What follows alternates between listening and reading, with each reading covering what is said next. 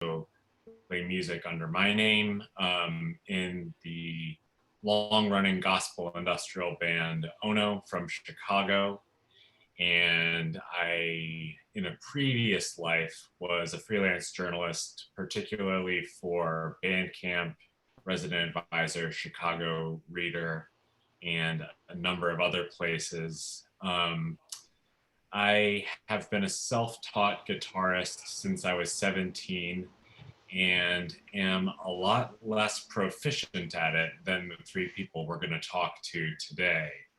I think first we should probably go through and give a little SparkNotes version of each person. And so since I have already gone, Eli, how about you take it away? Sure, yeah. My name is Eli Winter. I'm from Houston, but I live in Chicago. And I'm also a self-taught guitarist. I have been playing for about 8 years. I have 3 records out and the 4th is on the way. One of those records is with Cameron, came out in March, it's called Anticipation. You can see it behind me. And I've also played in concert with Yasmin before, and we have different kinds of collaborations of 3 and 4 of us in store as well. And I guess it goes without saying that I think Cameron and Jasmine both are totally brilliant players, and that Cameron in particular is criminally unregarded as a really thoughtful, approacher of the instrument. I think I'm the only person here though who is without any kind of like formalized study of the guitar. Or really just about any music pre the guitar. But yeah, hi. Thanks for coming too. Hey everyone, I'm Jasmine Williams. I'm from Northern Virginia and still live here. I've been playing guitar, I think, for 12 years or a little bit more than 12 years. Wow. Yeah, it's kind of a while. Uh, I've released my first album, Unwind, in 2018, and my second album, Urban Driftwood, just came out in January this year. It's doing pretty well. I'm happy about that. Uh, yeah, I'm super excited. This is my first roundtable, so this is really cool to do with these guys. Eli and Cameron are both super great, and I'm excited to hopefully be working on music with them. And yeah, Guitar Squad, cool. Nice. Yeah, my name is Cameron Knowler, and I'm originally from Arizona, but I feel like a Texan, soon to be in Los Angeles in the next month or so. But I just recently I graduated into a pandemic, so yay me, and that I think a lot of the work that I may be discussing now is actually deconstructing my education, so getting to where Eli is just by nature. I released a book at the beginning of this year called Guitars Have Feelings Too, and it's aimed at problematizing the canonized history of flat picking bluegrass guitar. Yeah, I'm so excited to do this, and Rhizome is such a great space, and I think Eli and I played it separately. I mean, we were on tour together. We played it in 2017 or 2018, 2017 it seems, and yeah, I'm so excited to be in such great company. So thanks for having us, and I'm really excited to see where this goes because I have absolutely no idea, as I'm sure the other participants are in the same boat. Cool. Thank you so much, everyone. It's great, and I did this on purpose when I began with describing myself as a self-taught guitarist. But in our preliminary discussions about this roundtable, we were talking about academic versus autodidactic experience with the guitar and composition. And so I wanted to begin there. And so opening up to any of y'all who want to begin first, can you talk about self teaching versus learning in an academic environment when it comes to your guitar music? Yeah. Yeah. You want to go first, Cameron, or should I? No, Of no, course. by all means. No, that's cool. Yeah. Yeah. So, um, yeah, it's a pretty interesting question. I guess when I first started playing guitar, I remember taking lessons for, I think I only lasted about a month and a half before I quit. And I quit, one, because my teacher really couldn't teach me what I wanted to learn, which was fingerstyle at that point in time. He was a hard rock guy, and he was like, well, you gotta use a pick. And I was like, okay. So I quit that. And I've been self-taught mainly for the last, I guess, like 11 or so years. And yeah, the main thing, well, I went to music school too, but that wasn't for guitar. That was for music theory and composition. I'd say definitely enjoyed being self-taught just because I'm stubborn for one, and I guess guitar in an academic setting it's definitely a challenge for me since I feel like guitar is such an open-ended instrument. I mean, you really can approach it however you want. And so kind of narrowing that down into I don't know, a series of exercises or just a playing, like one singular methodology of playing is kind of counterintuitive for me since I'm kind of more of like a problem solver and just kind of figure it out as I go, pretty much. Um, but I mean, I don't know. Yeah, that's how I feel about it. I don't know. I guess you should just do whatever works for you, really. Mm. Yeah, that's a really cool thought. Using the guitar as a problem solving tool, and using it for more lateral ends. I think for me, I had lessons pretty early. I think I started lessons when I was like 8 or 9, and thankfully I had a really, really cool teacher. And I think now that, I mean, my bread and butter is teaching. Yeah. Now, and one thing I've learned over time is that you don't learn from your teacher. The teacher doesn't teach you, or really any teacher for that matter. I mean, what I think from the vantage point of teaching now and looking back is that you need someone who cares, and who's going to listen to you. And I think you can tell immediately when you interview a teacher, it's like, how interested are they in me, and how open are they to encouragement, because I think that's very rare. And so for me, I think at the end of the day, the people who stay with guitar are the ones whose voices, a lot of people, if they have the resiliency themselves to trust in that inner voice, it will carry them forward. But sometimes people don't have that, whether it's just circumstantial or, environmental pressures that just don't allow them to have the space to see that soberly. And so and I think that's the responsibility of a teacher, more so than anything else, is to step in and notice, like, hey, something needs to be said. Like, I'm not here to, force my version of what the students should learn. And I think the adaptability of a teacher should just be right there with the student, and it's kind of this dual thing. So thankfully I had a teacher like that really early on, and then in music school I didn't have that. So it was almost like, I learned in other ways, but yeah, I think at the end of the day, it's how to unlock that inner voice, which is there to begin with. And I think that a teacher, if they're really good, can facilitate that, but if they're not, for sure, they trample on it. Yeah, I'm thinking about what Cameron and Yasmin have been saying. I'm coming from a slightly different place. I studied classical piano and classical clarinet separately before I started playing guitar, and a lot of that study entailed learning music written for the sake of its own difficulty.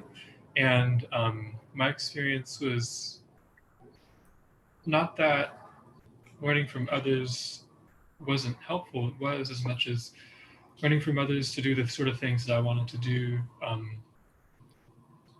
was less constructive than trying to pretty much doggedly find ways to make it legible for yourself by yourself.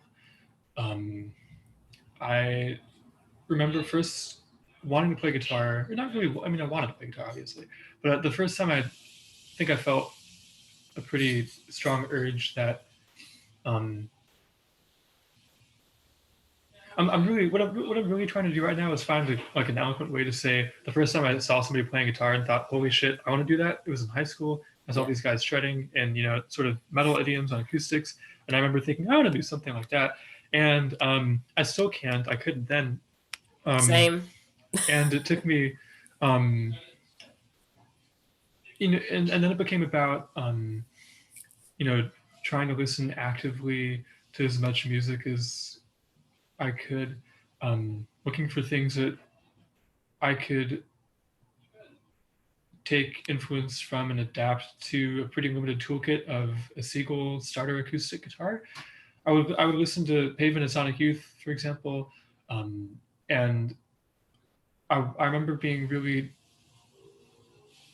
compelled by the senses of droning textures and alternate tunings and such in the music, but I wasn't able to replicate those tunings on the guitar acoustically. Eventually, I fell into various fingerstyle players, including people who've played Rhizome before, or people who are from the area.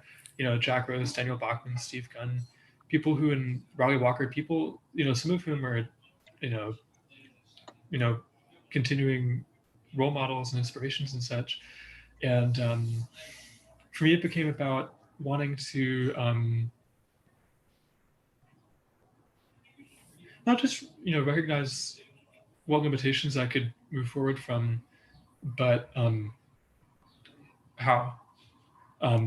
There are various techniques, for example, Jack and Daniel's, that took me years to figure out how to do myself, because I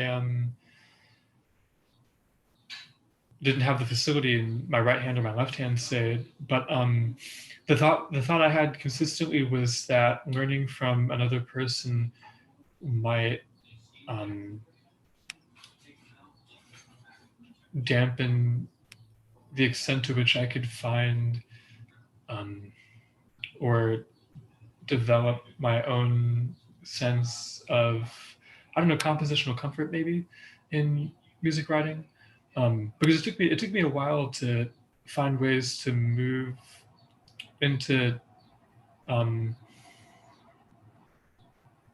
own directions, if you will, when I was to move into my own directions when I wanted to be so reverential of the music I was inspired by and still am. That's cool. That's pretty cool.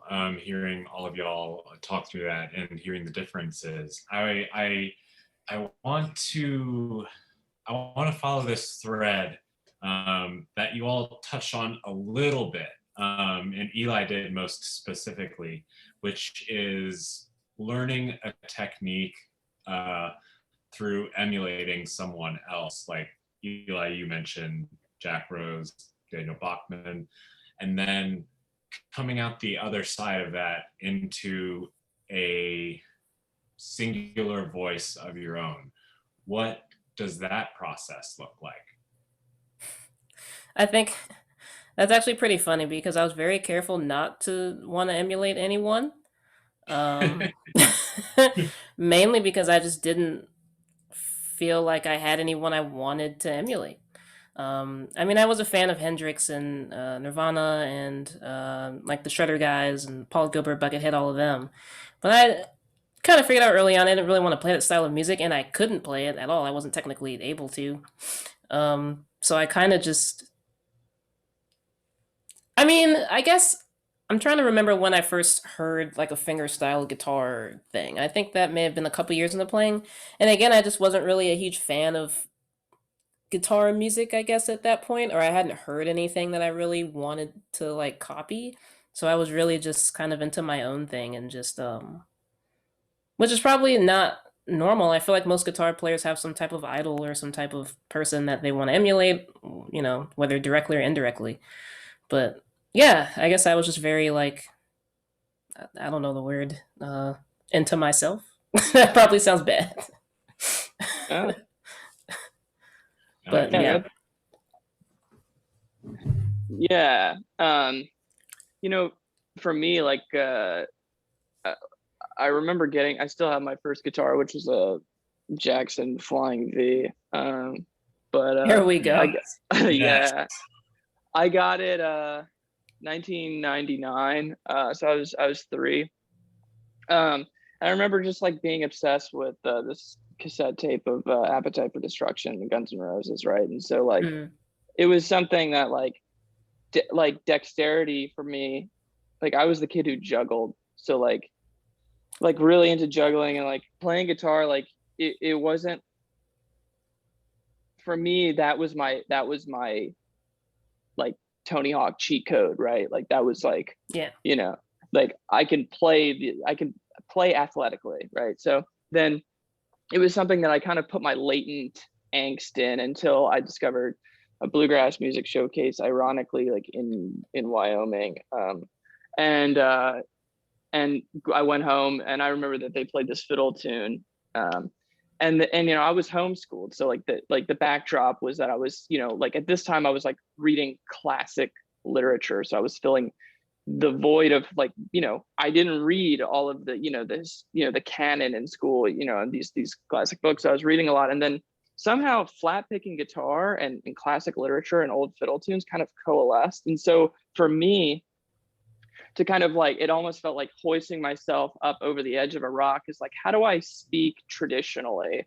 And so for me, it was finding Norman Blake, and that it's not that emulating Slash or one of those like hair metal people wasn't attainable, but there was something, I guess, epistemologically satisfying about acoustic music. Like it was a very like 1 + 1 = 2. Like it is acoustic music. There are less sound sources. I'm more in control of what my tone sounds like. So that influenced me to go, well, how are chords built? And I still have my journals, like asking myself questions. And this was like when I started getting serious about guitar. I was like 17 or 18.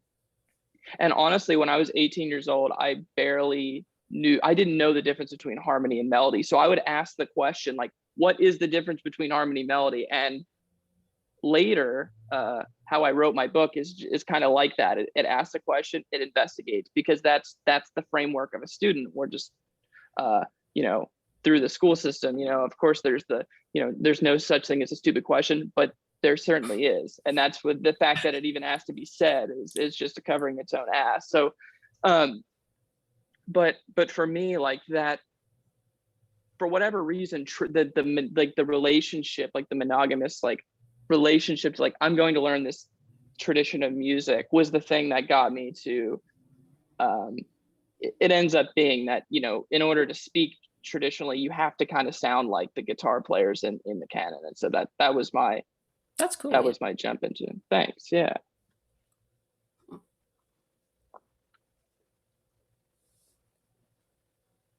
Thinking. Same. I know you've got thoughts, Eli. He's loading all the right ones into the hopper. I think that's something that when I think about Cameron's music, the sense of having overturned a lot of different kinds of inquisitive stones to arrive at this or that, even a note. I think that sense comes through. And in the same way with Yasmin's music, I think the sense of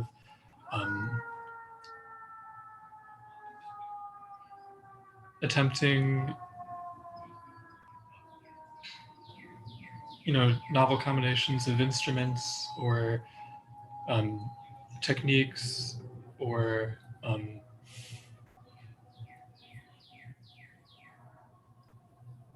compositional layerings or what have you also comes out. My experience is different in that it's not that it's intuitive exactly. I just remember the sense of needing permission to do whatever the thing is.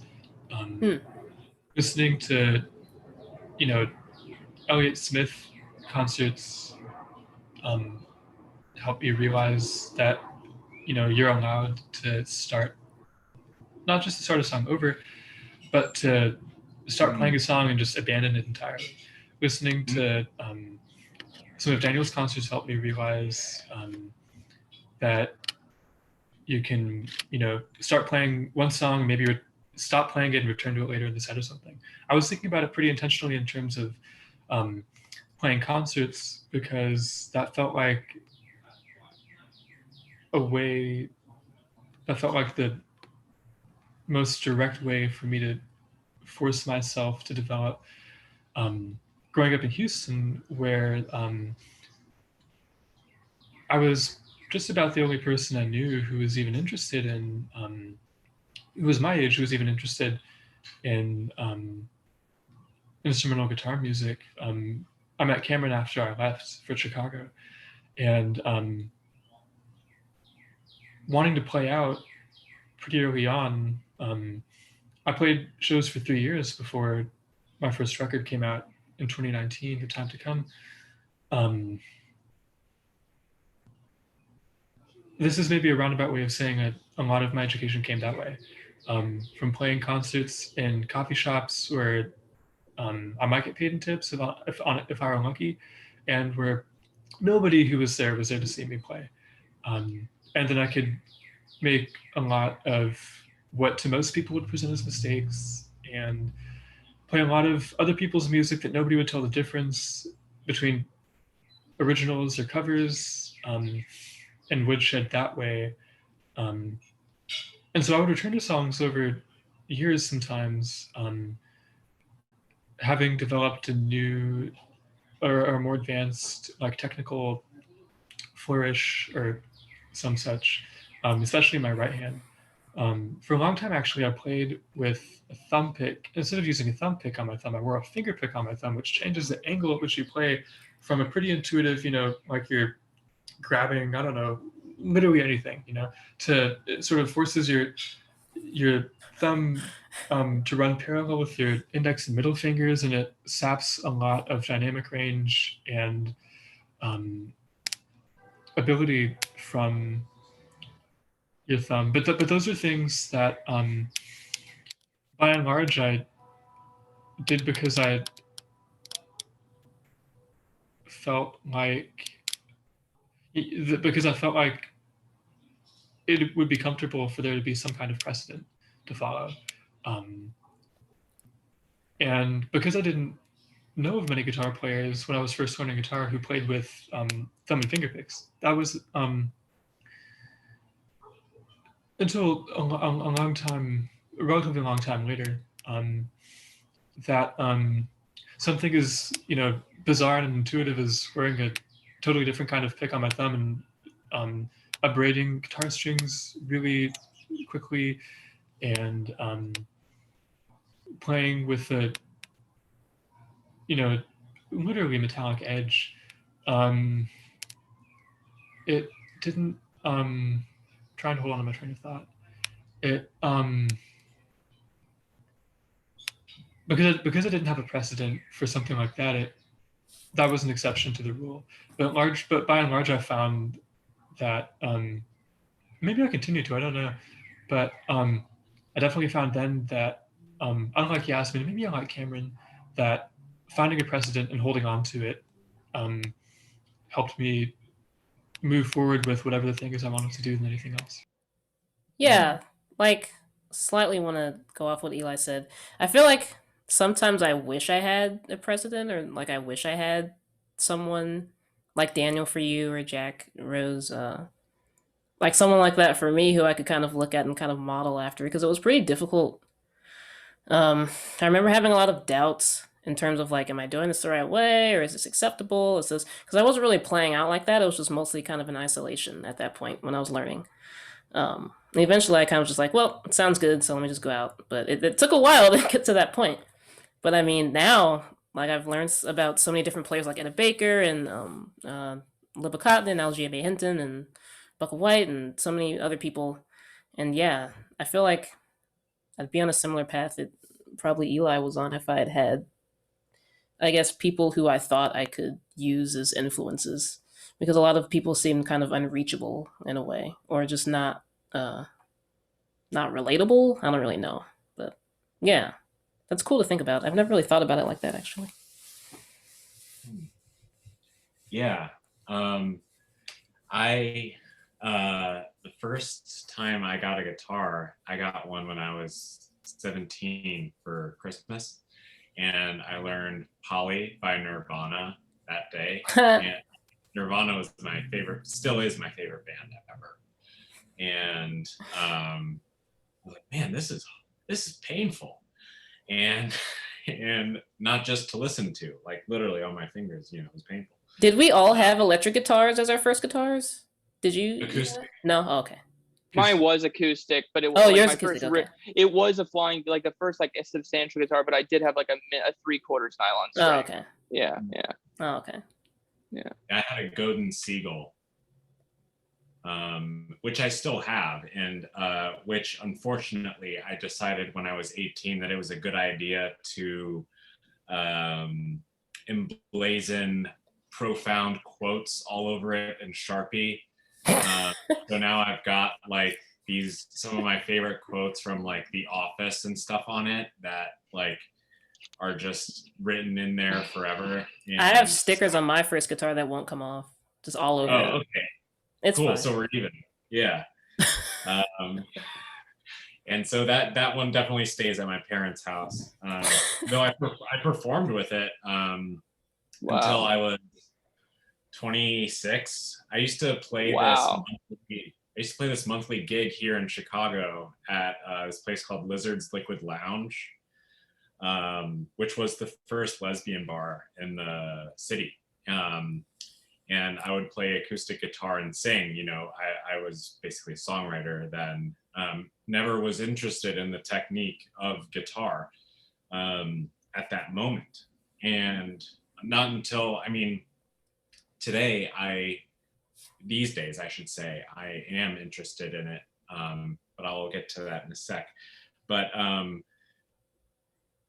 I was making these very basic songs at the time that were rooted basically in the folk tradition, like, verse, chorus, bridge, chorus. And trying to not play rhythmically or like someone else, but trying to make something that would be easy to listen to, I guess, at that point. Something that could be a vehicle for words. I was always a words guitarist. And so it's a very different school, making songs, trying to learn the guitar that way.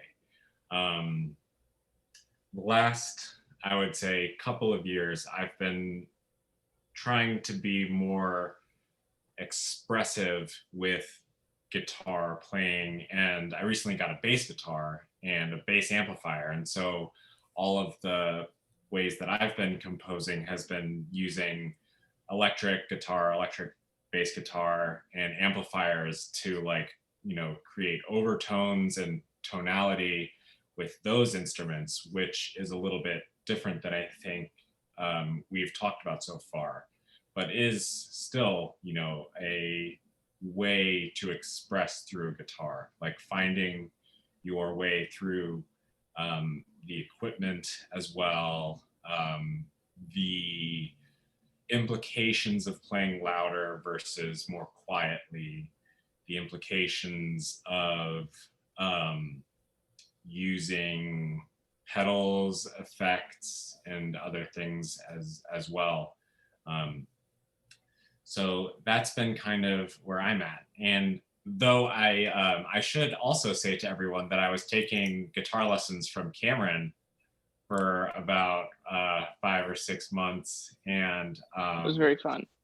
It was really fun, and something that was interesting was learning how many of my fingerings were not right, basically. like the way that I would finger a chord or the way that I would get around a scale was like using more effort basically than was actually required.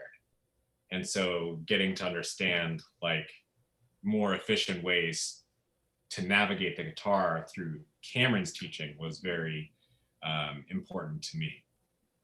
That's cool to hear. I'm glad to hear that. Yeah, definitely. Do you all experiment at all with like amplifiers and electric guitar as well in your composition? Not yet. I studied with a bebop teacher. Throughout, I went from playing 0 gigs to about 4 to 6 nights a week in Americana bands. So like I had to develop a pedal board for the in service.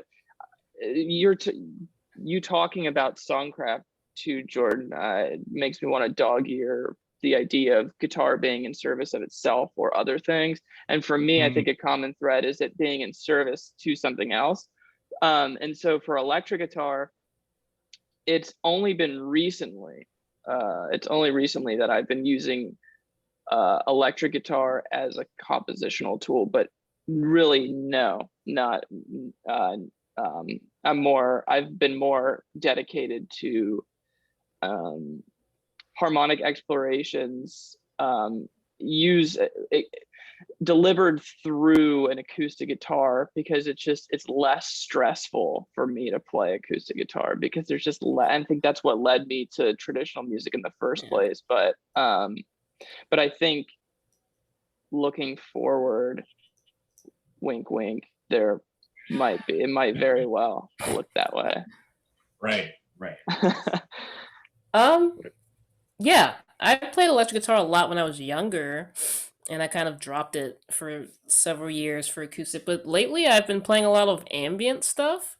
Yeah, it has its own dedicated pedal board now, and my electric guitar, and yeah, I have a couple amps now. But yeah, it's really just like ambient kind of soundscapey stuff is where I'm at. And I played in a go-go band for a year with my brother, which is obviously like funky electric kind of guitar sounds. But that's super cool.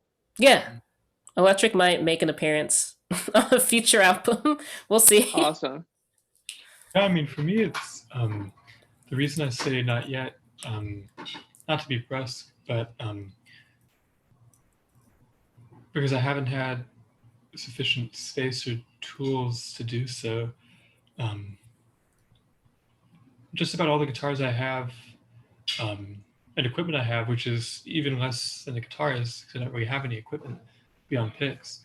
The guitars I have, I've gotten through, luck and chance and good deals, and Cameron built me one also, which is effectively luck and chance and a good deal wrapped into one. But all of which is to say that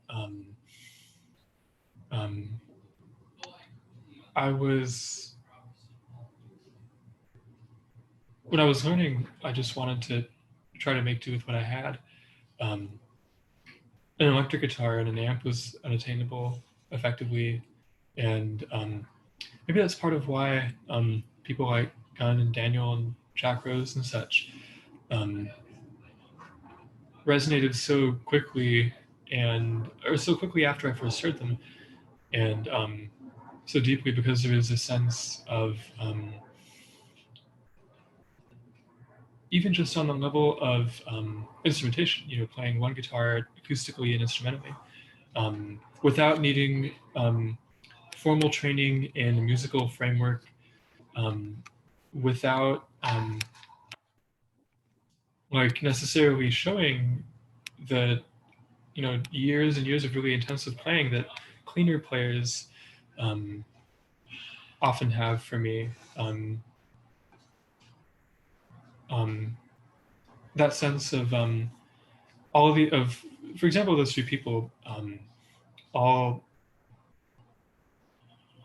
pursuing it in similar a similar way to how I had been at that time, laid the foundation, which is why I suppose the only times I've really explored with electric amplification so far has been by chance.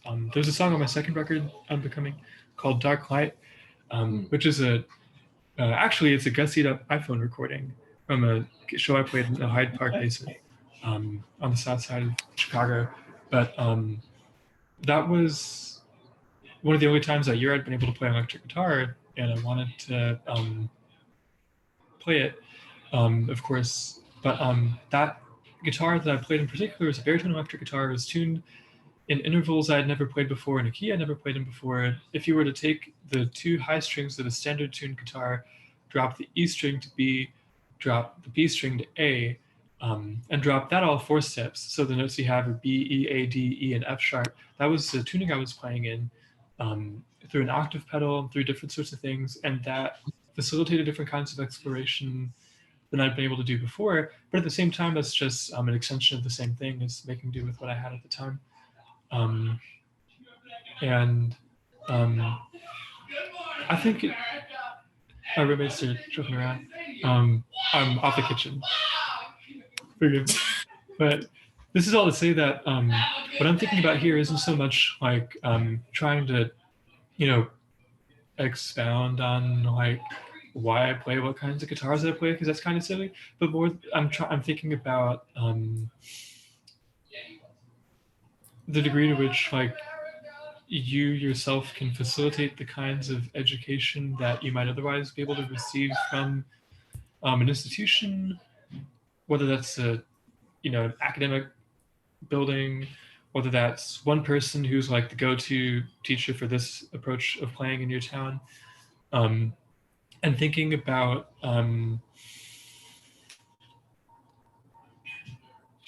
recognizing certain textural or not to enumerate a bunch of categories, but recognizing whatever the limitations might be, recognizing those limitations and approaching them as things that are generative rather than restrictive. Yasmin, do you mind if I ask you what it's like kind of pivoting to composing and working in the ambient soundscapes? Yeah. I mean, it's just something for fun, really. It's just I obviously haven't put it out in any public way yet. But yeah, I've loved ambient music for. I think the first ambient band I had ever heard was maybe Hammock, and I've been a fan of them forever. So I really wanted to try to kind of make my own ambient music. And it's really fun. It's definitely different from my acoustic stuff. I'm not really worried about. There's really no problem solving involved or anything. It's just kind of getting my pedal board out and seeing what happens, and just kind of playing for like an hour or 2 hours or whatever, and just manipulating pedals and yeah, I'm digging it so far, but mainly because it's more of a release than like I really don't, there's no thought really involved in it. Whereas my acoustic music is very kind of, there's a lot going on. So it definitely requires just a higher level of thinking than just kind of ambient music. I kind of just let go and just, it's more of a release, I guess. Mm-hmm. If that makes sense. Yeah, definitely. I play a lot of black metal myself. I do like a lot of like one-person black metal bands that are definitely for release that no one should ever hear. So I can get that. Dope. I also wanted to talk through. This is a pivot as well.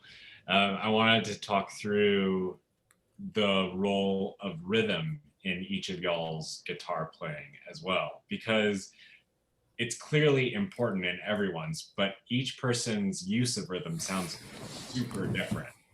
Yeah. So if anyone wants to take it away. Yeah.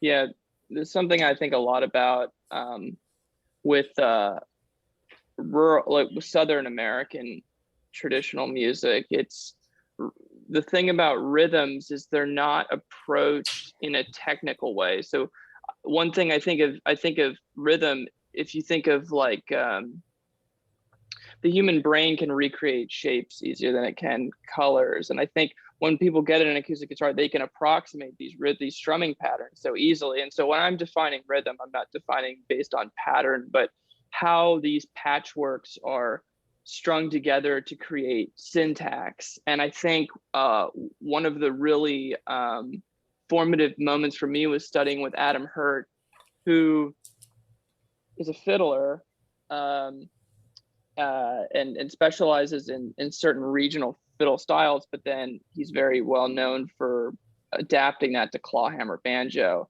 which is a limiting framework as compared to the fiddle, because the fiddle, you have so much real estate to slur and to articulate, almost like the human voice. And so it's almost like pointillist painting, like, you know, with clawhammer, much like flat picking guitar, you know, each sound is its own motion. So you have to investigate economy and also psychology. I think a lot of traditional music are psychological breakthroughs, like Earl Scruggs style banjo playing, right? He didn't catalyze a 3-finger technique, but it was to subdivide 3 into 4 in that very particular way, and then the subsequent choices of if there are X amount of melody notes, how do I pick the most important ones and place them in particular places? So for me,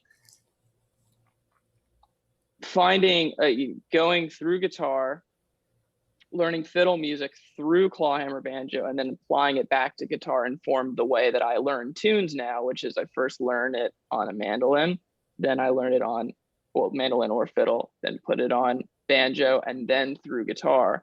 And also some of my favorite composers use rhythm in very precise ways. Thelonious Monk is someone who, if you look at his composition, they are so precise rhythmically. And I think the way that, I guess what I'm pointing at by this is that I think my approach to rhythm is very musico-theoretical, I guess. It's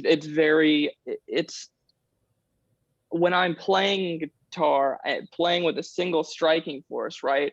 I'm anticipating, no pun intended, 2 measures ahead, right? I know where I'm going. Like my syncopations are like, this is a dotted quarter note, followed by, yes, this is Eli and my love child. It's called anticipation. But for me, it's very classical, my approach to, okay, this is a dotted, even when I'm improvising, I'm always trying to stay 2 measures ahead, and I know what rhythms I want. And those have been borrowed from a lot of different traditions, but old time music is the perfect gumbo of diasporic rhythms and applied to very simple melodic material. So it's actually, I mean, it's a lifelong pursuit.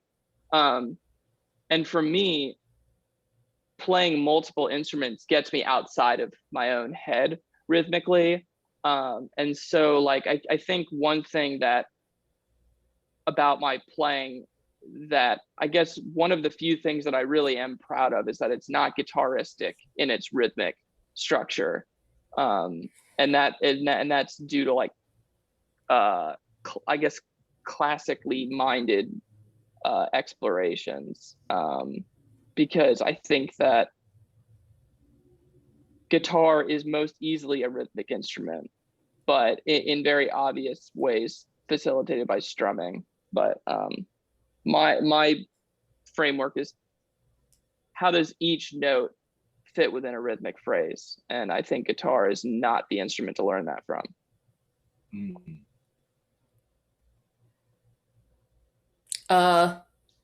Yeah, I'm nothing like that.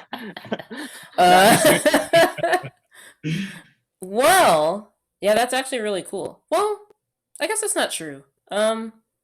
I think that somewhat applies to more of my tapping stuff, actually. Oh, cool.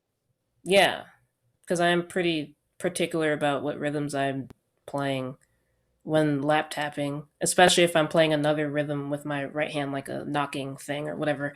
But yeah, rhythm's very kind of cut and dry for me. I listened to a lot of hip hop music and just music with a beat growing up. So, I mean, to me, it just makes sense to add some type of rhythmic element, whether it's a steady kind of drum beat or more of not really strumming, since I don't really strum often in my tunes, but um, I focus a lot on right hand technique, picking patterns. Um, Alternate bass is something I do a lot. Yeah, I mean, it's pretty obvious if you listen to my music. What? um, yeah. I have a question, Yasmin, if it's okay. Oh, sure. Do you transcribe rhythms for your percussion? Like, do you listen to something and, oh my God, I have to like voice memo? I mean, if it's not formal transcription, but are you writing down rhythms that you hear? That I hear from other people, or like or just in my... or you could be walking in the grocery store and you're like, oh Yes. my God, that's cool. You came up with it, or Yeah, I do now. okay, Yeah. cool. Yeah, I have to. It's really helpful, or else I'll forget it, because there's always a rhythm going on in my head. Totally. And I'm always hearing something, whether it's a car or it can be anything, rain. Right. Whatever. Yeah, cool question. Yeah, I do. Cool. Yeah, that's kind of how usually that's kind of the framework for rhythms I have, and I kind of like try to stick, like if I have a rhythm in my head that I really like, I kind of try to stick it to a melody that I already either like written down or voice memoed or whatever, and I kind of like try to put the two together. Sometimes it works, sometimes it doesn't, but yeah, I guess nowadays I'm kind of thinking in terms of how can I put various, whether it's a hip hop rhythm or a go-go beat or something like that, into my tunes, which is typically kind of folk related, which is kind of a challenge right now, but it's interesting. And it's, I think, something that could be cool in just guitar music in general. Just having different influences put in. Right. Yeah. Yeah. And it's interesting, like, especially thinking from like when I was writing about, electronic music for a resident advisor, like a lot of electronic music can kind of get divided into like kinetic music versus non-kinetic music. So you have like ambient, drone, Hans Zimmer making a soundtrack on one end. You have like techno, house, UK garage, whatever it is. And obviously you can dance to every kind of music, but Yasmin, your music is like music you can dance to as well. Yeah, I mean, it kind of has to.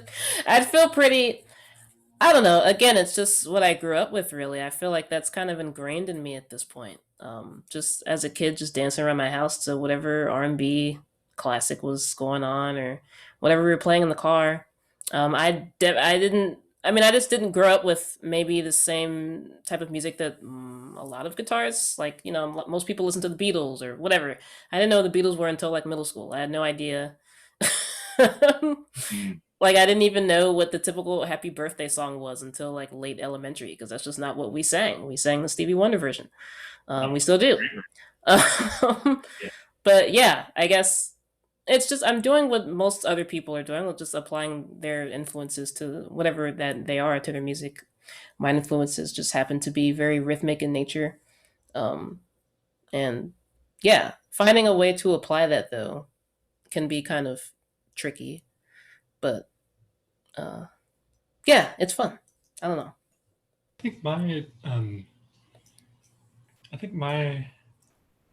I'm thinking, as you can tell, I think, but I'm thinking about, this is something I've never thought about before the past few minutes, so it's good for me to think about, but I'm thinking about, for example, Pauline Oliveros, local legend from Houston, pioneering electronic musician and out lesbian and accordion player, who also created different ways to like situate her accordion playing within the sound of the room and incorporate the sound of the room within the accordion playing, and all things I don't really know how to describe, but I'm trying to. I think about a record, Accordion and Voice, which is a record of two side-long solo accordion. Well, one is solo accordion, one is solo accordion, and she's droning one note, I think, the entire time, 22 minutes or so.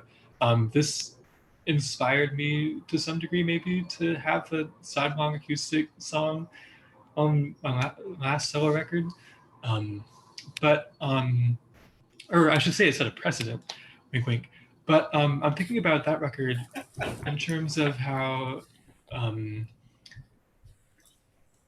because it's a drone record effectively, and because it's a record that kind of traffics in different drones, and because it's a record that seems really concerned with, or maybe it's not as much concerned as much as it's a byproduct of the music, that it engages with like sustain and is sort of itself unmoored from rhythm. I'm thinking about this question anyway more in terms of moving away from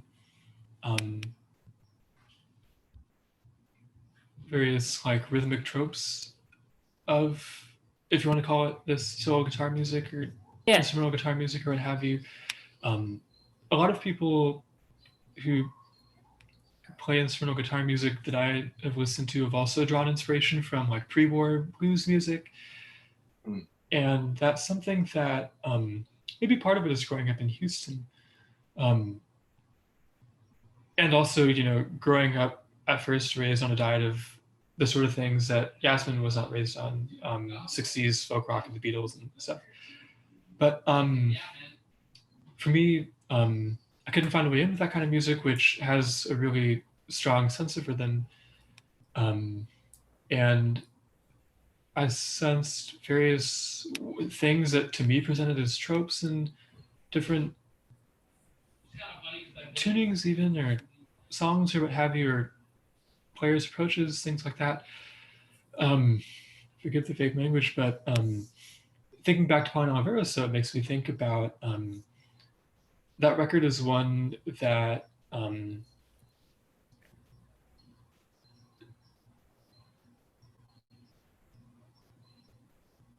doesn't seem to think about rhythm as even a compositional tool, but it's maybe in service to whatever the aims of the music are, which I think this is maybe kind of crazy, but that thinking about Kensington Blues by Jack Rose, or thinking about River by Daniel, and the first strums of like Won't You Cross Over to That Other Shore, or in some of the extended 12-string excursions of Jack Rose, as I listen, I think about there being a sense of like the songs feel sort of out of time, even out of rhythm. They're it's something that they don't think about at all, and I think that's something, don't seem to, and I think that's something that extends to the way I think about writing for the guitar, where a lot of, I'm thinking about different songs, some long and some not long, that one way or another end up interesting themselves in the like inevitable decay of notes, whether from an electric guitar sustain or from an acoustic guitar by nature. And I'm listening also with Cameron lately to the South African expat jazz bassist Johnny Diani, who's incredible, and I can't recommend him enough. And I sent a similar, there's a record of his called African Bass, which has a couple, it has songs for pretty limited instrumentation. One of them is a solo bass song, a solo medley of 3 bass songs, one of which he plays on the Lewis Moholo Octet record Spirits Rejoice with an 8-piece band. And the solo rendition is in the same way as I'm trying to identify in, Jack Rose and Daniel and Pauline Oliveira's kind of rhythmically unbound. And that's something that rather than thinking about rhythms as things I can apply to composition from other idioms, one way or another, I've ended up, I think, thinking more about not how I can like free music from rhythm, because that's sort of hoity-toity, but maybe how much of it is necessary and only using that extent. Yeah. There are other things that I would maybe try to map on to mountain playing in maybe similar ways to Yasmin, to try to retrofit something to what feels intuitive or natural or feasible for me, but rhythm isn't one of them yet. Cool. Yeah, very interesting. I am going to kind of bring up one last thing, and then we can open it up for questions if anyone has any. I realize we're like at the hour mark now, but I did want to talk basically about folk music and like the historicity basically. And so I have always thought that folk has been kind of commandeered as a term by being, from historically meaning like music of the people, pretty much. So like kind of lowest barrier to entry style music, to being now like necessarily made with an acoustic guitar. And, in some ways, like when Kool Herc was playing like the first hip hop shows in the Bronx in the 70s, like that was folk music, DJing these parties for people, like that was a kind of folk music. And like house was folk music and hardcore was folk music.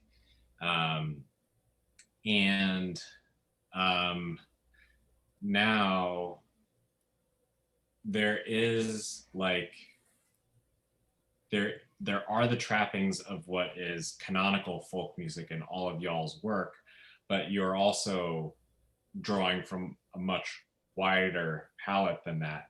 But you, and I would say you're also all aware of like the historicity of what you're doing too. So do you all mind talking about that? Like the kind of roots, like the long view of what you're doing, where it came from? Totally. I can go first for once if that works. I'm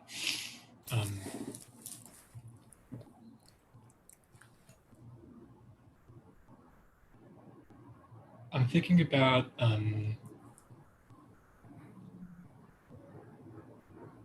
when somebody asks me what kind of music I make, it's easy to say that I make folk music because I happen to, so far, I've mainly recorded music with acoustic guitars for release. But that also, if I were to say that, I'd be hyper aware of how much of the music is not folk, because it's neither either able to come from some larger tradition, nor is it stuff that I've, I guess this is also depending on how you want to define folk. Whether Jordan's definition or thinking about folk music is like music of various traditional cultures that passes down orally. My music, has none of that. It only traffics in folk in as much as folk is an aesthetic. And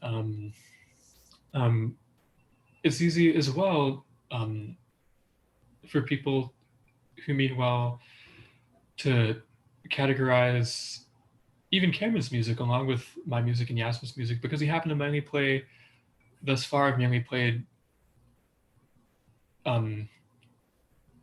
music on acoustic guitars that either suggests open tunings or fingerstyle techniques, as being called American primitive guitar, which I think all of us would strongly. Here it is. We were so close. Yeah. Which I think all of us would strongly, disagree with or push back against. It's in the same way as Rites of Spring. Thinking about DC in the '80s, Rites of Spring, would push back against being called an emo band, because as far as I understand it, it's the extent to which the music maker is thinking about those terms for their own music. And when I think about my music, I of course think about somebody like Paulina Laveros, because she's somebody who it's thinking back to what different things Yasmin and Cameron have alluded to, I guess Jordan as well, about what makes a musical approach legible for somebody, what makes something click for your own personal like creative practices of whatever mediums, music or otherwise. Paul Verse is an easy example for me as a native Houstonian of somebody who's working in this like sort of experimentally inclined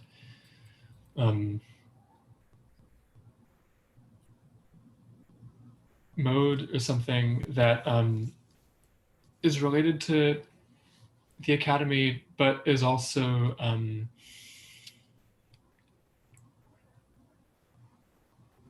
intentionally, you know, in sonic meditations, for example, is oftentimes also pretty intentionally thinking about how to make itself accessible for more people. I think about deep listening and the different ways in which you can like try to implement that as a musician or outside of music making.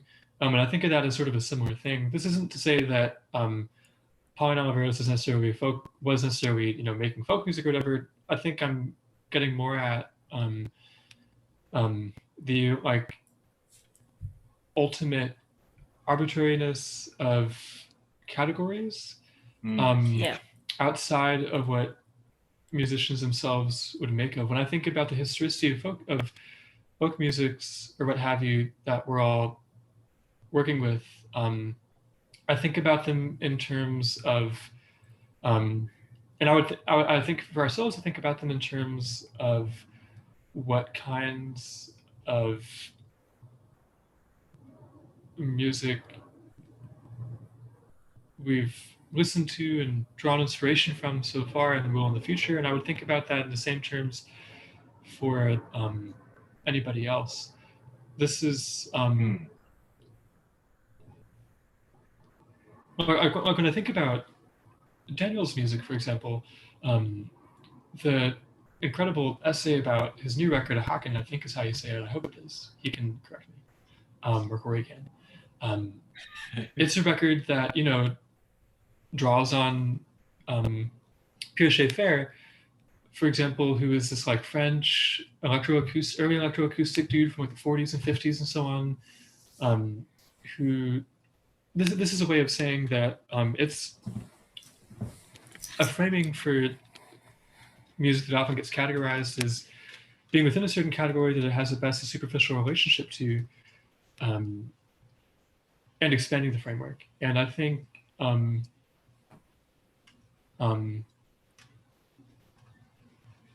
would understand Yasmin's ambient playing not as a departure but as an expansion. I would understand different directions that Cameron would move in, or any number of other people, not as departures but as expansions. The lineage, I suppose, is only really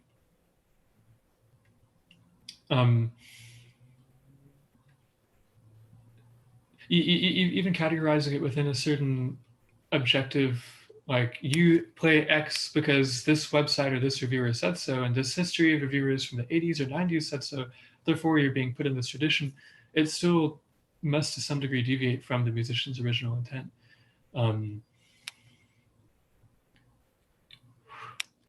Yeah. Yeah. Nice.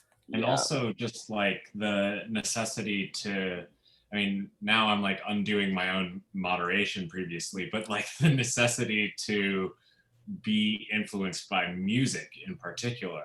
Like, for instance, maybe well, you know, right now I'm like reading a lot of science fiction, or like I'm reading a lot of comic books or something, or I'm like planting, you know, or like, actually this is a good one. Like Eli's been to my house. Like, Eli, you know, I'm like planting this spinach and lavender in my office now, and like being inspired by like how the plants are growing and like seeing that sort of thing.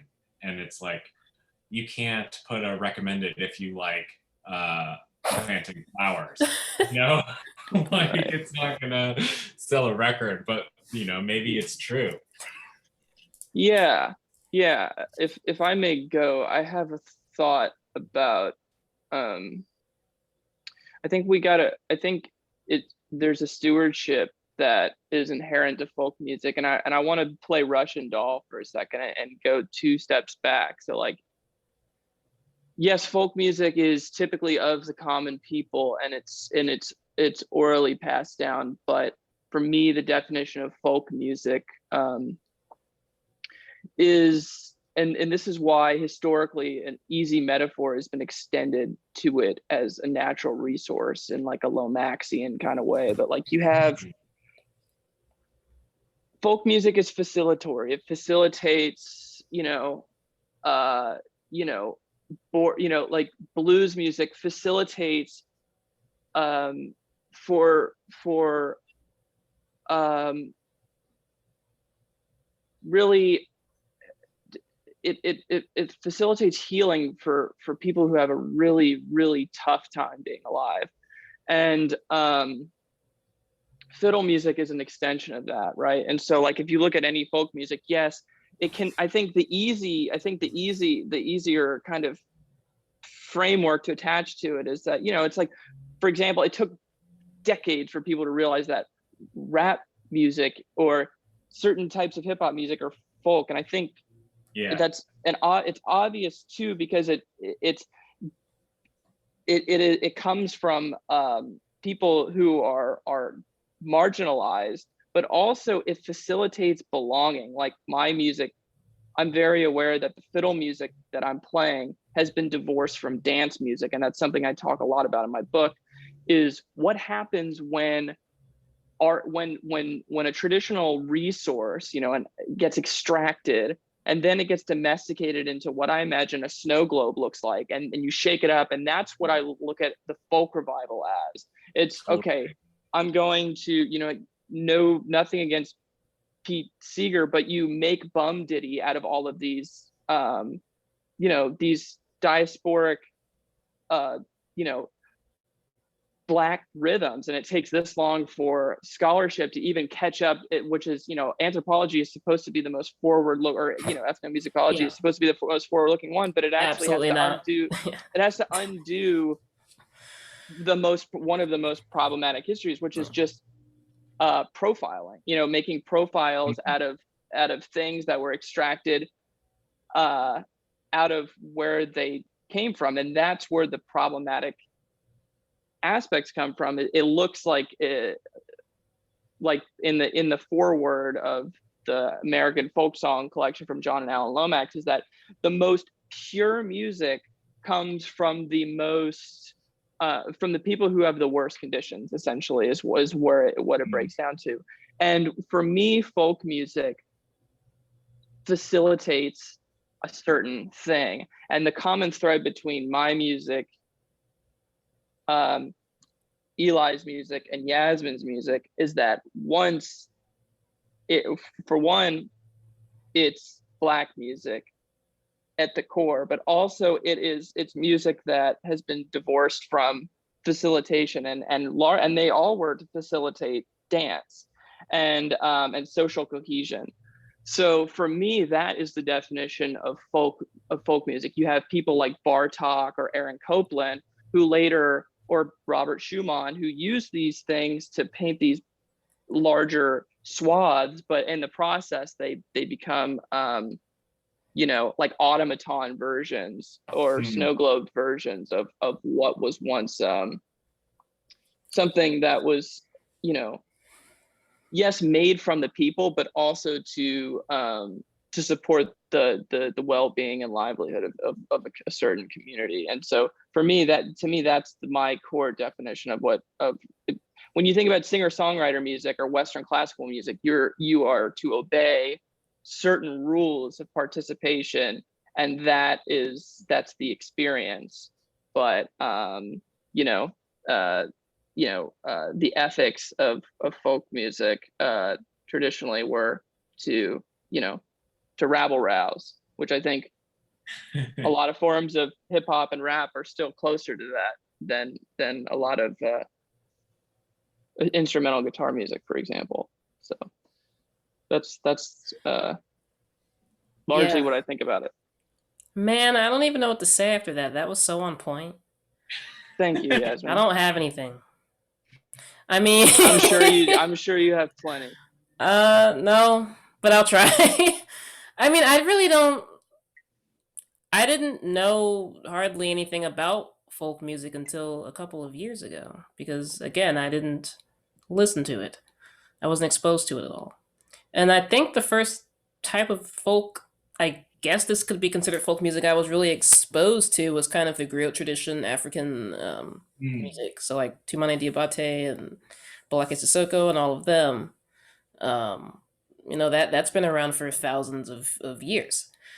And kind of comparing that to what we have here in the folk revival and all of that is pretty bizarre because I guess to me at the core, folk is similar to what Cameron said. It's really, well, I guess what I think when I think of folk, I think of more just kind of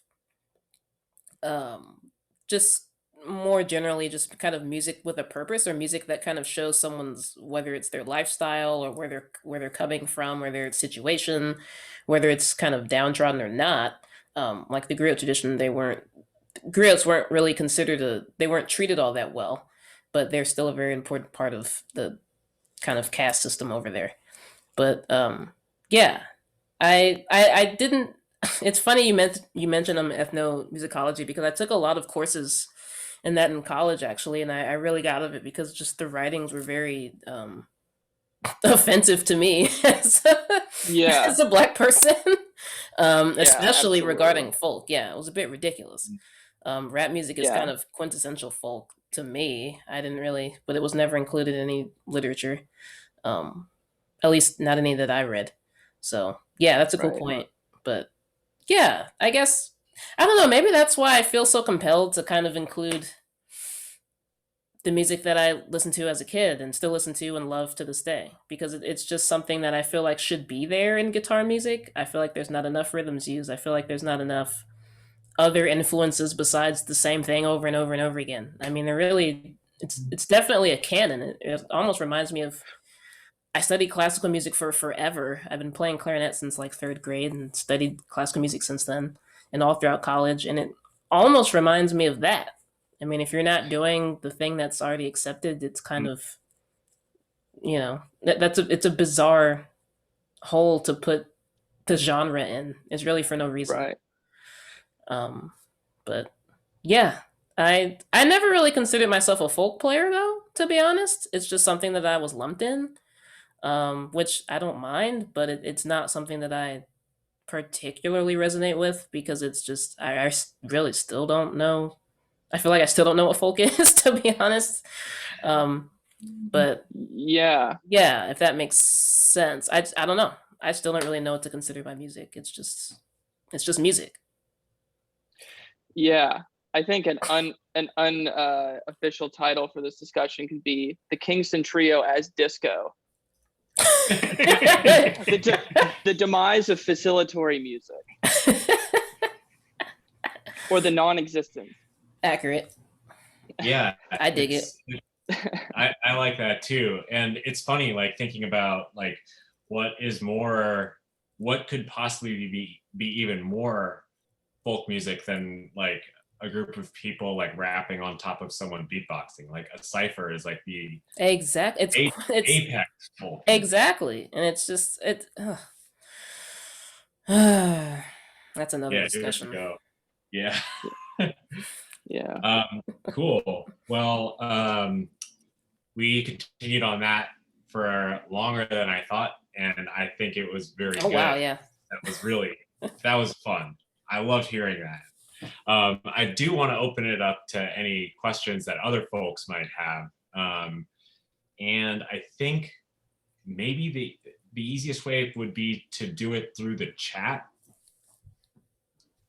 which appears at the bottom. So if anyone has any questions, feel free to type them in there.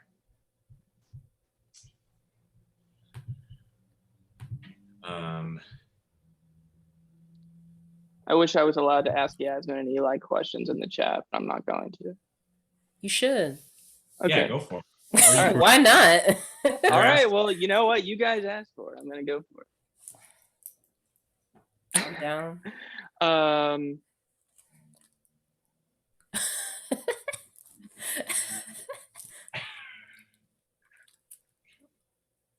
don't know what I can't reproduce what's happening. I'm dancing without rhythm, which is what I usually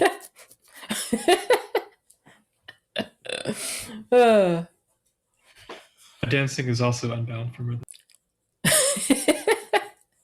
Yeah, the first music stuff that I did was actually dance and choreography. Like I did a lot of hip hop dance in high school. Like That's was my cool. first musical stuff. Like and then I got into rock late. When I was like 17, I heard Nirvana, and then I was like, whoa, this is like the best band of all time.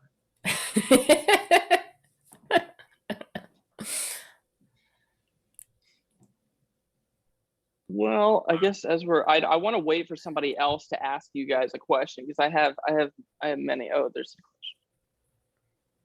I think that's Oh. Okay, gotcha. It's Rhizome. Okay. Yeah, if people want to unmute and ask a question, that's great too.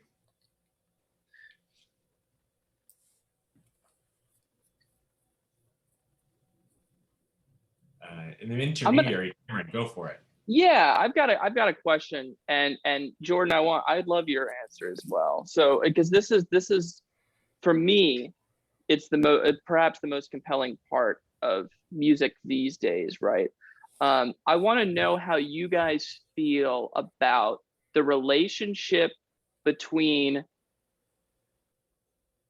finding time and space to create and to be deliberate about, okay, I'm working towards a project, and then your relationship with the final product. What is it like? And talking about a commercial music release, right?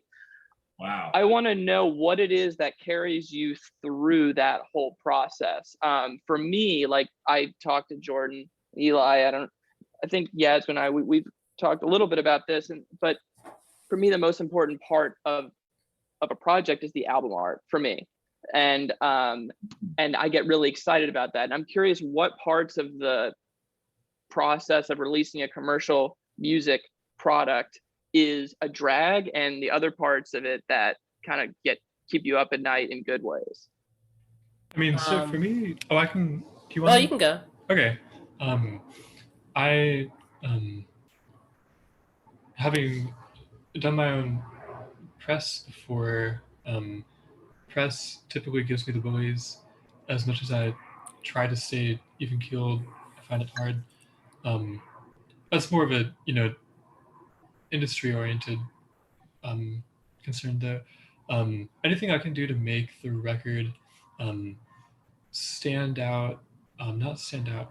Anything I can do to make a record, which is for all intents and purposes is a project for me.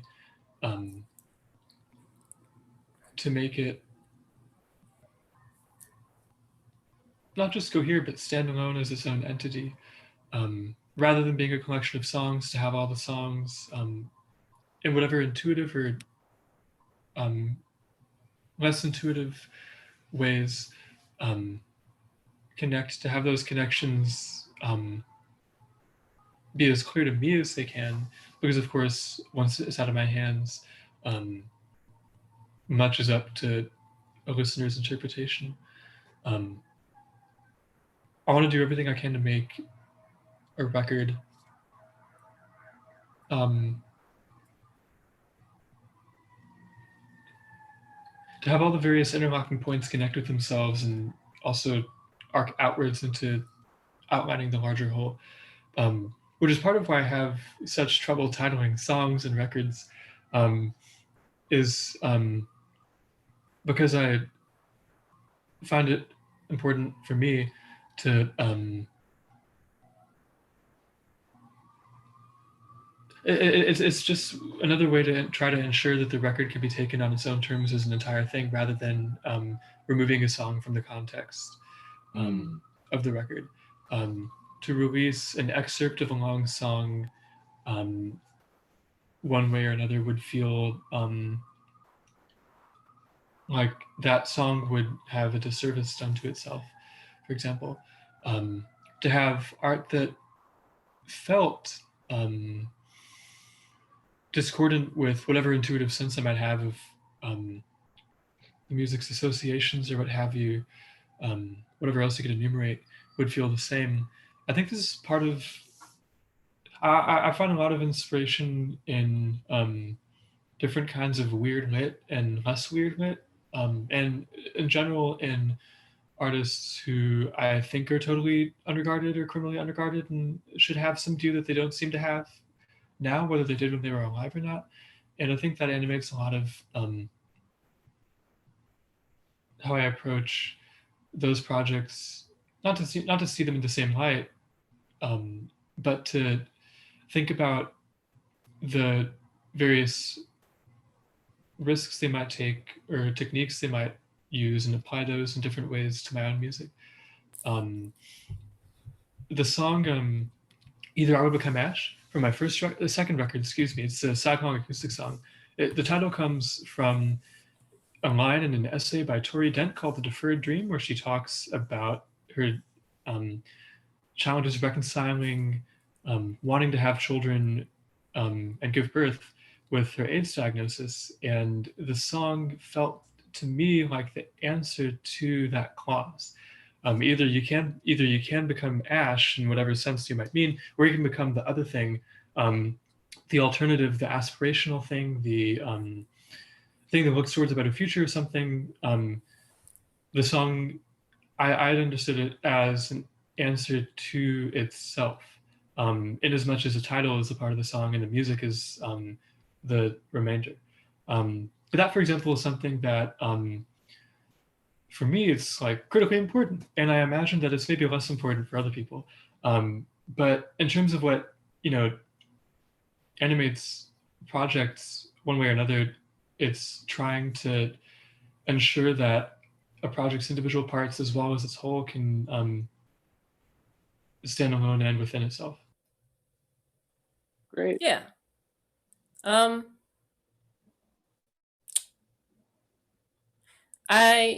art is extremely important for me as well. I would say that was probably with my last and first album, actually, that took the longest for me to finish and decide on, because that's what people see. So it makes sense to spend some time on that, and it needs to match the theme of the album. It needs to make sense. But the thing that kind of makes me most not worried, but anxious, I guess, is definitely the studio time. I'm extremely particular with how I want things to sound, and like I can be very, which is weird because my first album I did a lot of the songs in one take, but I just kept playing them over and over and over again, over and over and over again. Yeah. But this last album I did use overdubs and do that finally, which was a lot easier, but it's still, I'm just very difficult. I'm very hard on myself with, I want the songs to sound as perfect as possible, basically, because I wrote them, so I want to give out the best representation of them.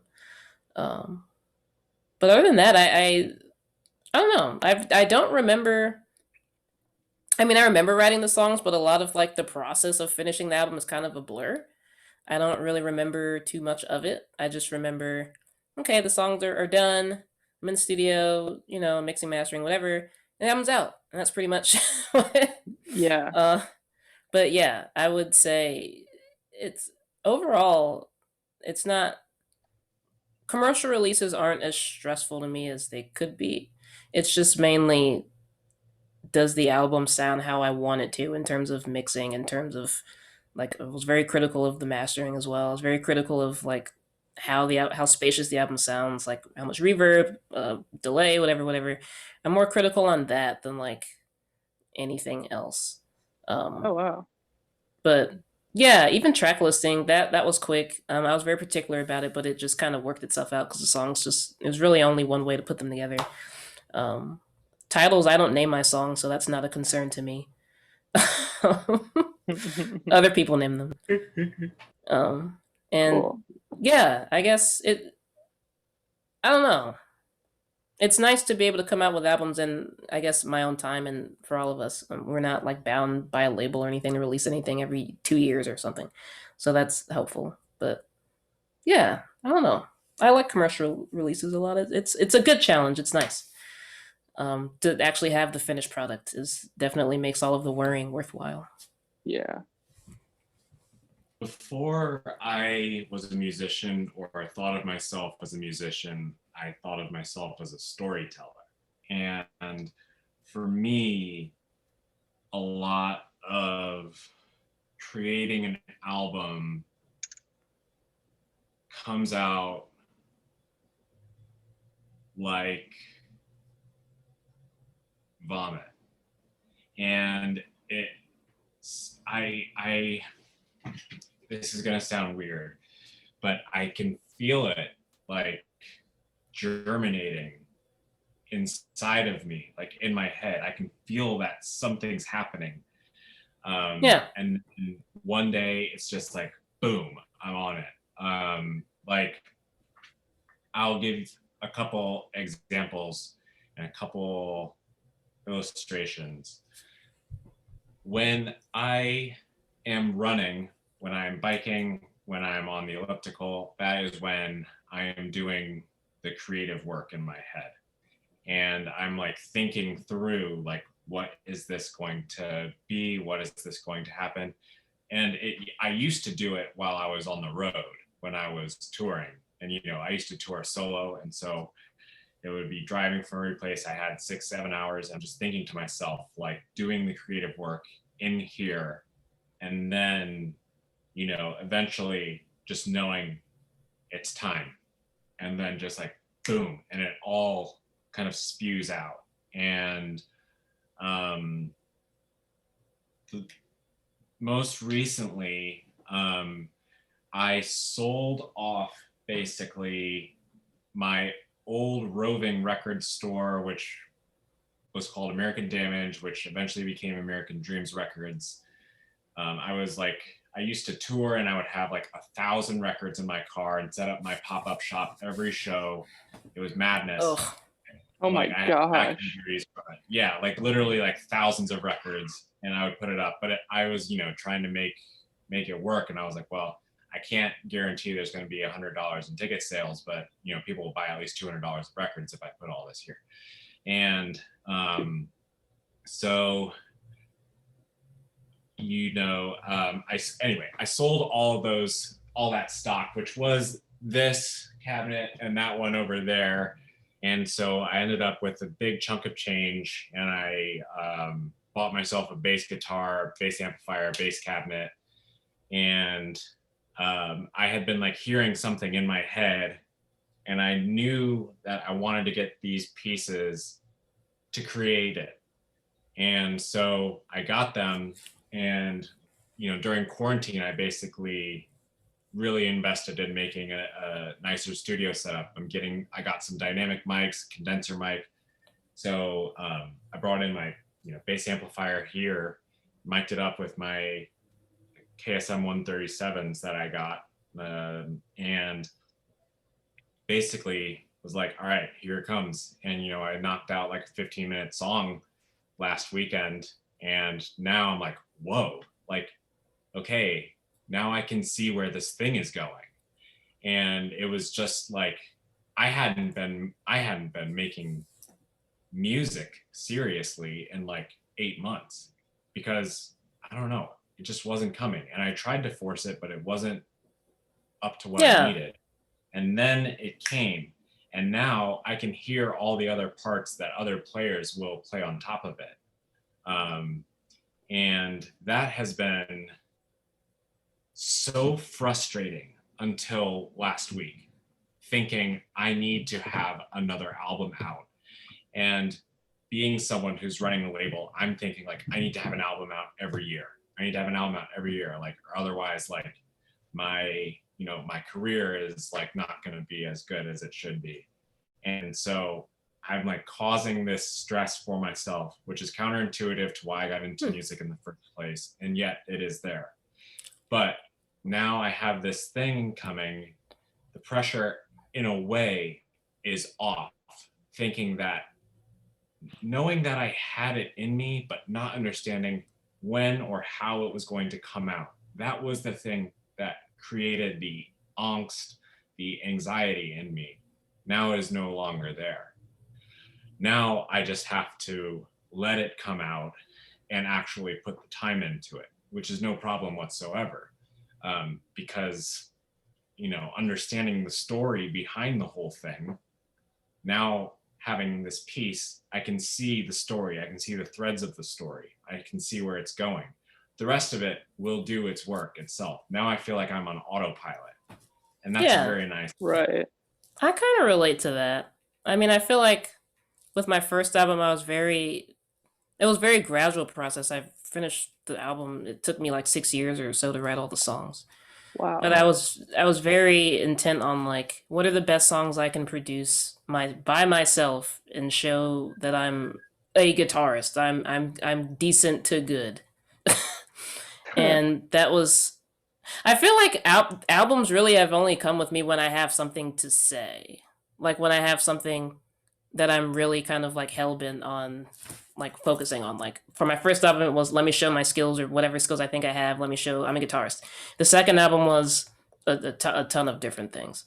But let me kind of show, you know, like the different influences I have or that I grew up with, and on top of COVID, on top of the social justice things I want to talk about and reflect on and all that.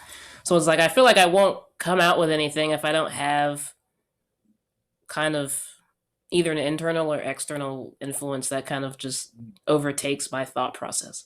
If I'm just kind of chilling, then it's not really happening, you know? Like I still write music, but it's just for me. Yeah. I don't feel the need to put it out per se. So yeah, I kind of relate to what Jordan was saying. That's cool. That's interesting to hear. It took 6 years, Yasmin, and yeah, you know, I think it's funny that, and I think what Jordan's answer kind of paints this kind of compulsory feeling that we all feel, and it's funny how we have a compulsion to make a collection of music, but yet the market, the ethic of consumption within the market is to listen to songs. like singles, you know, yeah, like what, like those two forces are so at odds, but yet there's this system that, you know, you have to have a collection of music, which, you know, is something I think a lot about myself, and how that actually, how people are consuming your record. I mean, it's out of your hands, but where it comes from, I mean, I think there's a lot of unifying aspects, at least from what I heard from three of you. I think we got a question too. I'm an album listener. Like I unless I'm working out or like getting ready to shower, and just so everyone knows, like most of the time when I'm doing that, I'm listening to either like Linkin Park or you know, Fuel, what else? I mean, Nirvana, Bush, Stone Temple Pilots, like, you know, I listen to like very 101 alt rock stuff. And then like when I'm like working or something, like, and ready to listen to like an album, you know, like this time that I'm going to be here for at least 40 minutes, I'm going to put on an album. And, you know, I have these two modes of listening. Or like you listen to an audiobook at a specific time. Like if I'm just going to be brushing my teeth and I want to hear a song, like I'm not going to put on my 48-hour fantasy novel. No, I'm going to put on Fuel Shimmer for the 400th time this week. That's cool. Yeah, I never actually listened to albums until very recently. I was always kind of a one song person, which makes even less sense as to why I feel like I need to release albums. Not singles. But yeah, we do have a question. 2 questions. Yeah. In the chat. How will you do? Oh, good questions. Yeah. First, how will you determine when it is safe to tour again, and how difficult or easy have the streaming music services affected your sense of career? Yeah. So I'm setting up a tour now, a few tours, and how will I determine? well, we're just gonna go for it and hope that it's safe, basically. Whatever venues are open, we're going, because we really don't know when it's gonna be safe. I feel like it's just gonna, it is what it is. I'm. It seems like most people are waiting until the fall to kind of ramp up touring, though. Yeah, If you guys are, yeah. So, I mean, I feel that's like what I've been that's, seeing. yeah, I feel like that's safe enough. Yeah, I think people will be Yeah. vaccinated, right? Like Yeah, and most they're getting vaccinated now, so by the fall we should be better off than we are now. I think that's sort of the challenge behind thinking about touring right now, though, is the possibility of insert, an abstracted doomsday scenario here. I'm planning a few tours. Yasmin and I might be able to play some shows together. Cameron and I hopefully as well. But they're, in terms of a calendar, they're all over the place. They're everywhere from Yeah. the fall to, over a year from now. Which it still feels, to me, as as somebody who was afraid to go outside for months when lockdown began, it, and of course I did for groceries and such. Nonetheless, so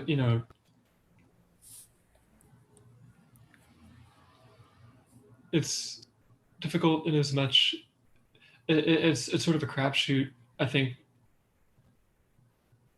read what Yasmin was saying, in as much as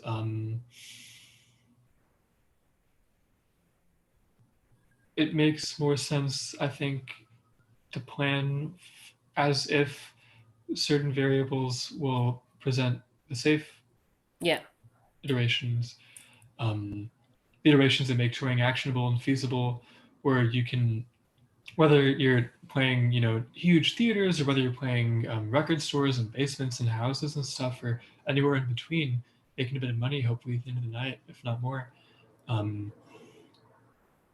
makes more sense to plan as if safety is possible and feasible and such, rather than as if it isn't.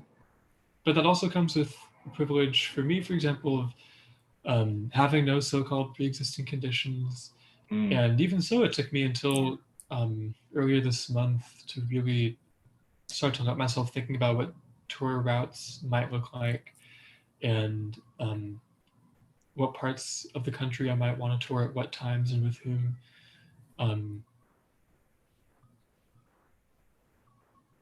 Yeah.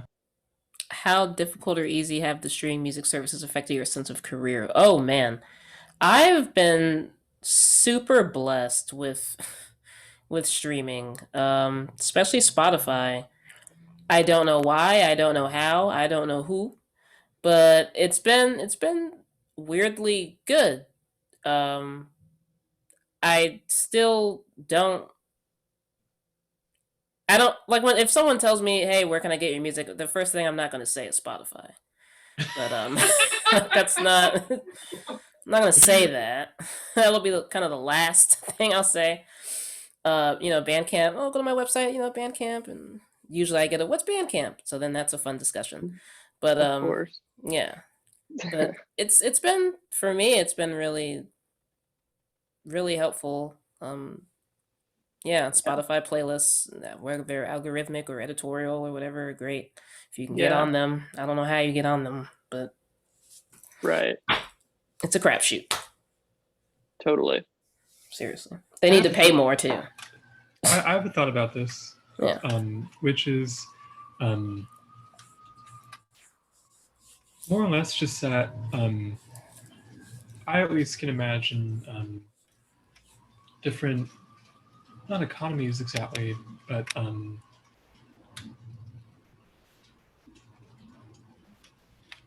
my music is sometimes almost prohibitively difficult to make legible for. I have to close a window real quick.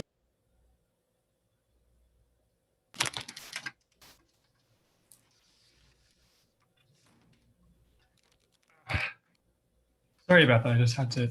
My window is open. I didn't want to get rain on my laptop. But I'm thinking about the music I make. It's not just that it is difficult to make itself legible to for Spotify playlists circumstantially or what have you, but also that not only is it most legible, I think, as part of the whole of the record, but also that live performance helps deepen the legibility. And that, I think part of that is because I arrange music. I have records, I have songs that appear on records with bands that I arrange to play solo. I play them in different tunings. Cameron and I have a duo record, Anticipation, that came out last month, and I've arranged at least one song from the record to play as a solo, as part of a solo set.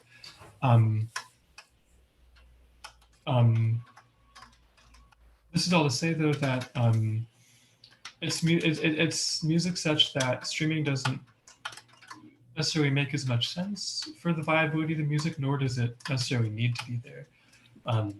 So if I have any number of streams, it's not like it's bonkers and crazy and pretty cool, but it also doesn't have as much of an impact on whatever my career might look like, as much as hitting the ground running in terms of touring and releasing records that I can then tour behind. Well, yeah. Maybe Cameron, maybe you have a similar perspective, though. Of course, I am also a total eager beaver in terms of touring in ways that don't necessarily happen. Right.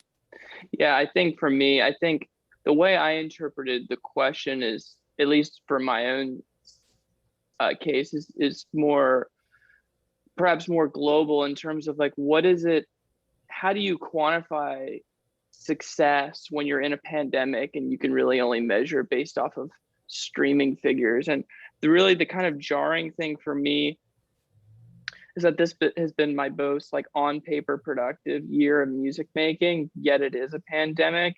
And for me, I don't have the deep compulsion to tour, and my kind of safe, or not safe zone, but my happy place is being in a studio, helping other people sound good and teaching. And for me, like releasing my book this year and having it sell out, having Anticipation be moving most of the units from what I understand, feels really, really good. And I have to say, it's largely what got me through a lot of the, like keeping my head above water. It's like there was so much on the line. It was interesting. I don't remember what it was. There was an interview with Eli and I, and someone asked like, what's at stake with the record? And my answer to it was everything. I had everything, graduating into a pandemic. And for me, like the streaming services, it's just as kind of like a metaphor of just like having everything being online, like and having new reference points being generated daily, and even the top dogs, if you will, having absolutely no idea what's happening. To even just like tread water is a blessing. So exactly. So yeah, I mean, and also it gives me life to see Yasmin's work being recognized the way it has, and Jordan being able to stay active and pursuing very amazing collaborations, as well as being behind so many badass projects. And then to see Eli collaborating with Jordan too, I mean, just observing that for me has been very generative in this time. But at least in terms of streaming metrics, I don't look at them. And just as Yasmin said, like no one really knows what's happening, in terms of how do you get on a playlist.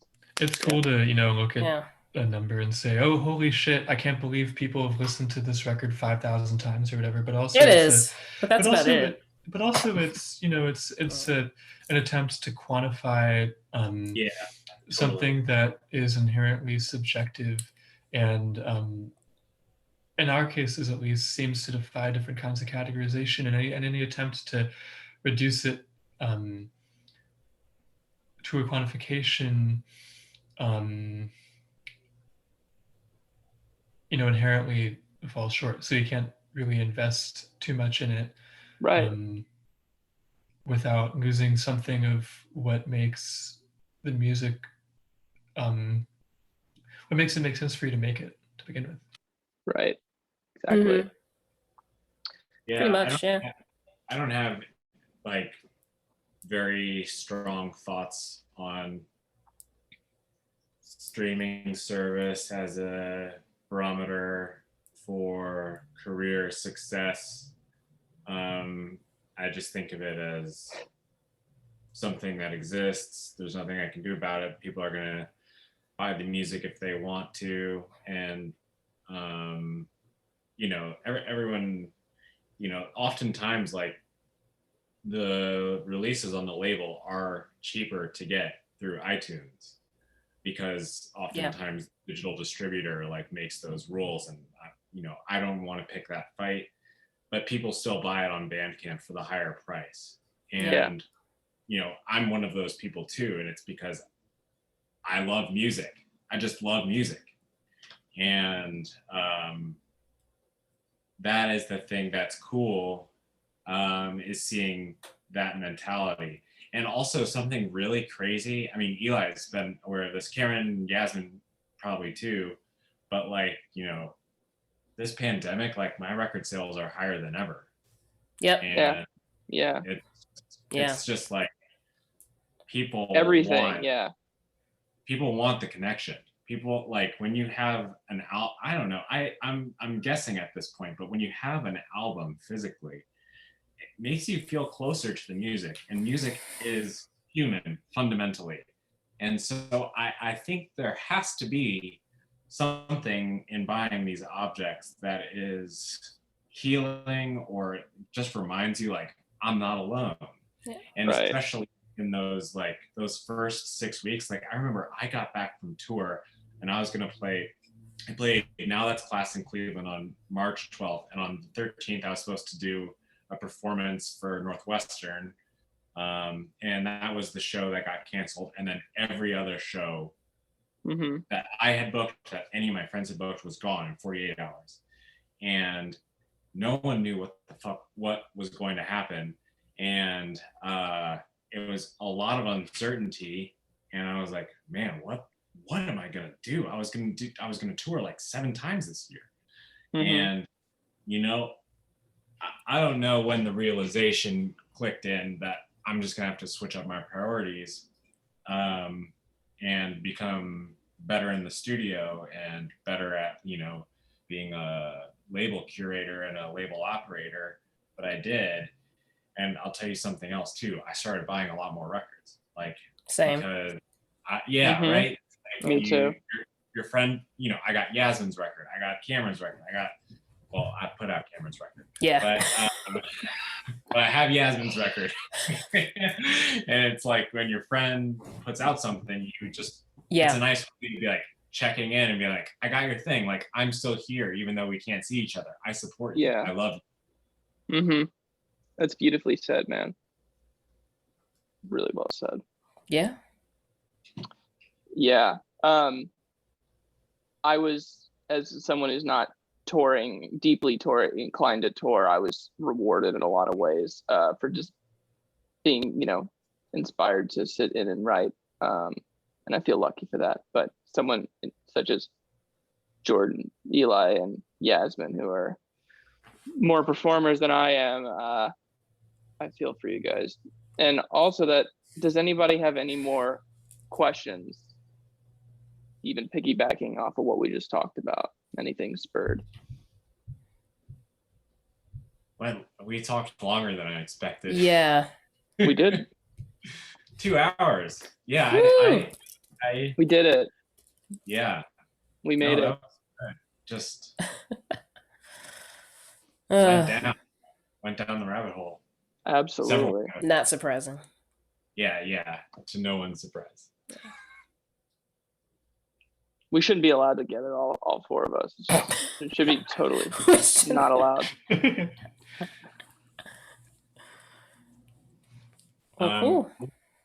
I don't know. Do we just end the call, or how should we? Oh, Oh, there he John, there goes. you There he There he goes. Oh, I think Oh, you're oh. on mute. I I think you're think muted, you're John. muted, John. Yeah. I think everyone's asked the questions that they've wanted, so I think we can end it there. Thank you to all four of you, Jordan, Eli, Yasmin, and Cameron, for the super engaging chat, and thanks to everyone for chiming in with questions. If anyone wants to follow Rhizome's upcoming events, you can go to rhizomedc.org, and we would love to see you at a future event. So thank you once again to all of you, and hope you have a lovely rest of your night. Thank you for having us. Thank you, y'all. Thank you, everyone. Thank you. Thank you. Yeah, thanks so much for watching. If you're watching on YouTube later on, thanks for watching then too. Means a lot. Rhizome is incredible. Woo! Rhizome is great. Yeah. I'm losing words. Thanks so much, y'all. Yeah. Bye. Bye. Peace.